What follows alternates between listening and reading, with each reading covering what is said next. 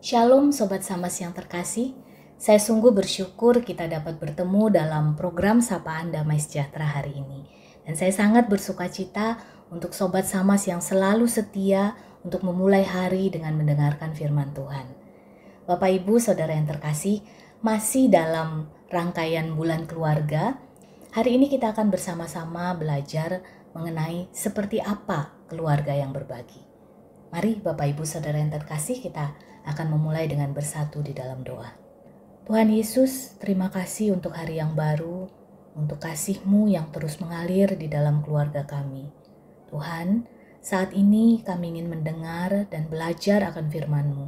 Biarlah Roh Kudus memampukan kami untuk mendengar suara-Mu, sehingga kami mengerti apa yang Engkau ingin kami lakukan di dalam keluarga kami.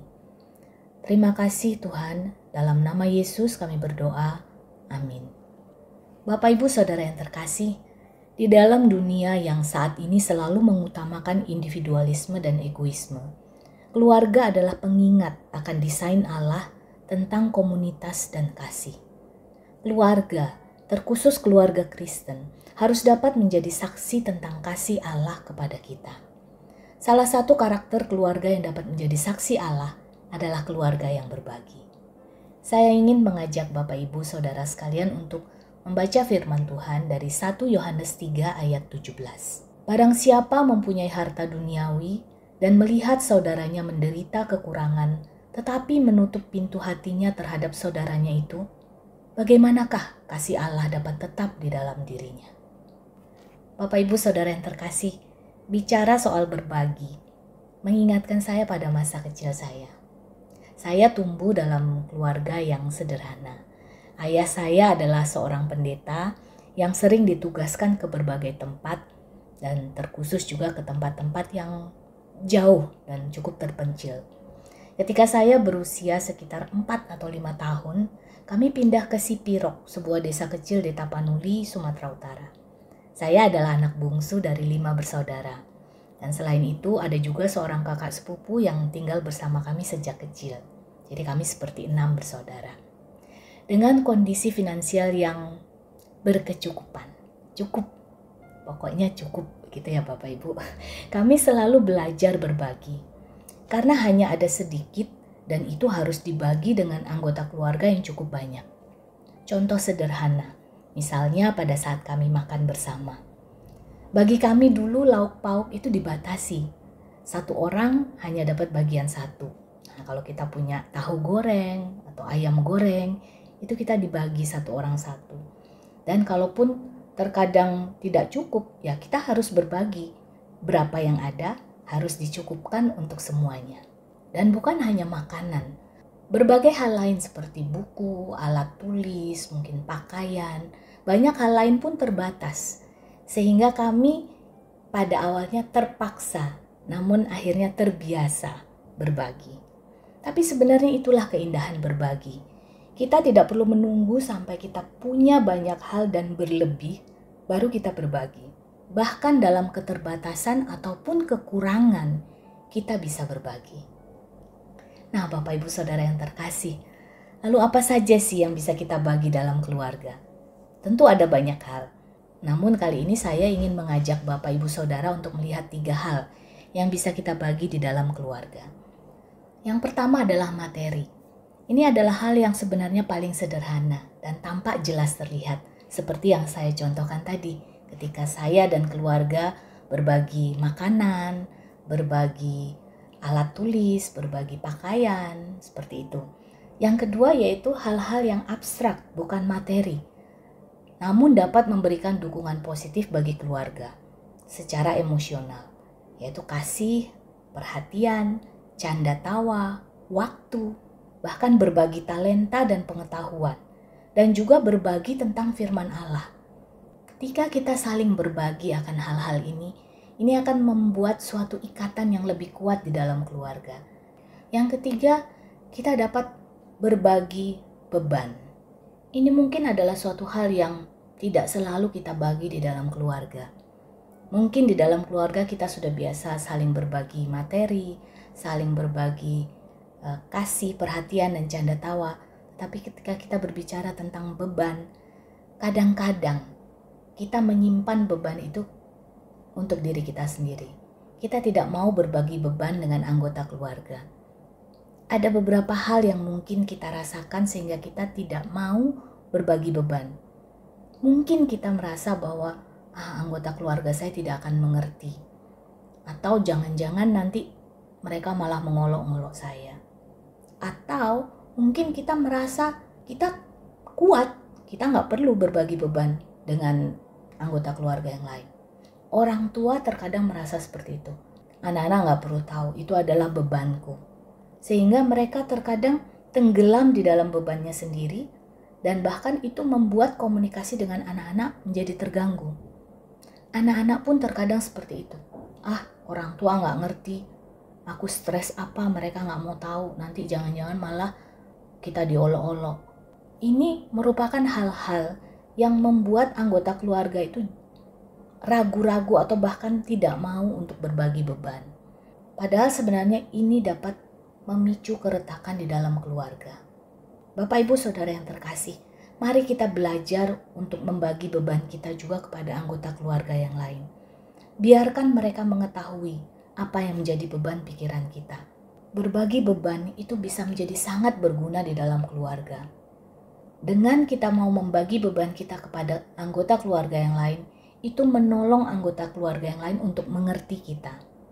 Dan bagi kita sendiri pun ketika kita berbagi beban, sebenarnya kita melepaskan beban itu. Kita akan mendapatkan kelegaan karena setidaknya kita tahu bahwa ada orang lain yang peduli kepada kita. Sehingga kita akan menjadi lebih kuat. Bapak Ibu Saudara yang terkasih, sharing is caring. Berbagi adalah bentuk kepedulian, bentuk kasih sayang.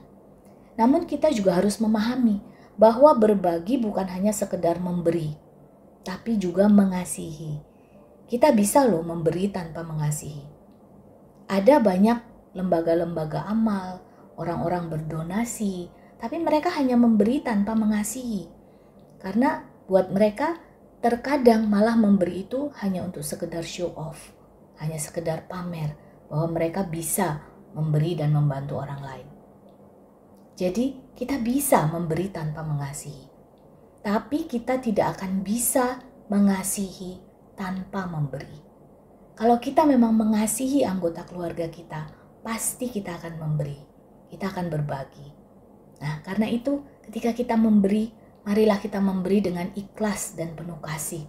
Ketika kita memberi waktu, mari kita memberi full attention. Jangan kita memberi waktu bersama dengan keluarga tapi masing-masing sibuk dengan HP-nya sendiri-sendiri. Tapi marilah kita betul-betul memberikan waktu yang berkualitas. Ketika kita juga mau berbagi talenta, berbagi pengetahuan, jangan sambil marah-marah atau selalu mengkritik, tetapi harus saling support. Ketika anak-anak mengalami pergumulan di dalam pelajaran, jangan kita hanya menuding-nuding, tetapi mari kita memberikan dukungan. Atau ketika kita bicara tentang firman Tuhan, kita jangan hanya menyerahkan kepada guru sekolah minggu atau kepada pendeta, tetapi kita pun sebagai orang tua, kita memiliki tanggung jawab untuk berbagi firman Allah kepada anak-anak. Dan kita sendiri pun harus siap untuk belajar dari anak-anak. Karena terkadang Tuhan pun berbicara melalui anak-anak. Dan ketika kita berbagi beban, mari kita mencoba menjelaskan sesuai kapasitas pendengar. Kita mencoba berbagi beban kepada anak-anak, tidak perlu secara mendetail. Cukup katakan, "Nak, Papa hari ini banyak sekali yang harus dikerjakan di kantor. Jadi Papa hari ini capek." Tidak perlu dijelaskan secara mendetail apa yang menjadi beban pikiran kita. Tetapi ketika anak mengerti bahwa hari ini papanya sedang berbeban berat, dia akan belajar untuk mendengar dan dia akan belajar juga untuk tidak menuntut. Jadi ketika anggota keluarga kita sedang berbagi beban, mari kita belajar untuk mendengar. Setidaknya kita menunjukkan kalau kita ada untuk mereka dan kita tidak membiarkan mereka sendiri. Kalau berbagi sudah menjadi gaya hidup dalam keluarga kita, maka itu pun akan kita bawa ketika kita berada dalam lingkungan pekerjaan kita atau anak-anak di sekolah. dan juga di dalam gereja kita, dan bahkan dalam masyarakat yang lebih luas lagi. Bapak Ibu, beberapa hari yang lalu, ketika saya menjemput anak saya si bungsu sepulang sekolah, pada saat dia naik ke mobil, hal pertama yang dia katakan adalah, "Aduh mah, lapar. Adik tadi gak makan siang." Loh, tadi kan bawa makan pagi sama makan siang. Iya, karena tadi pas makan pagi ternyata temanku makannya ketinggalan. Jadi ya adik kasihkan aja punya adik yang satunya. Mendengar hal ini tentunya membuat hati itu terasa hangat, terasa ada sukacita di dalam hati saya. Saya juga sangat terharu, anak sulung saya sudah selama beberapa tahun ini, mulai dari SMP sampai sekarang hampir lulus SMA, selalu rutin mengikuti program saudara asuh di sekolahnya, di mana setiap bulan dia akan memberikan sebagian dari uang sakunya sendiri, yang sebenarnya relatif lebih sedikit jika dibandingkan teman-temannya, untuk diberikan kepada saudara-saudara yang mengalami kesulitan untuk sekolah. Berbagi tidak harus hal yang besar. Kita selalu bisa memulai dari yang kecil. Hati yang berbagi adalah hati yang bisa merelakan sesuatu yang seharusnya adalah miliknya, namun memberikan kepada orang lain. Jadi, bagaimana Bapak Ibu Saudara sekalian? Ready to share?